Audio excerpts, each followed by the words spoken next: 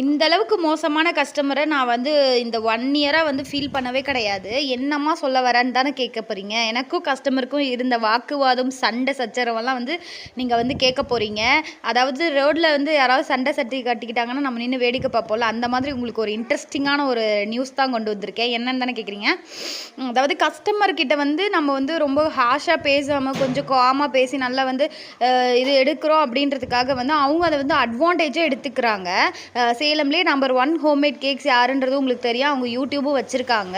So அவங்கக்கிட்ட cancel ஆன cake நம்மக்கிட்ட வந்து சேர்ந்துச்சு.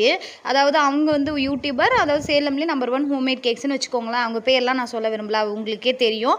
அவங்க வந்து கேன்சல் பண்ணி ஹாஷாக பேசியிருக்காங்கன்னு சொல்லி கேட்டுட்டு நம்மக்கிட்ட வந்து கேக் ஆர்டர் கொடுத்தாங்க. சரி ஓகே அப்படின்னு சொல்லி நம்மளே எடுத்து பண்ணி கொடுத்தா, அட்வான்ஸ் மட்டும் தான் பே பண்ணியிருக்காங்க. இன்னும் 1 வீக் ஆச்சு, அமௌண்ட்டே பே பண்ணவே இல்லை. இப்படிலாம் பண்ணால் எப்படிங்க? ஸோ இந்த மாதிரி யாரும் பண்ணாதீங்க. உங்களுக்கும் ஆர்டர் பண்ணணும்னா ஸ்க்ரீனில் தெரிய நம்பரை கான்டாக்ட் பண்ணிக்கோங்க.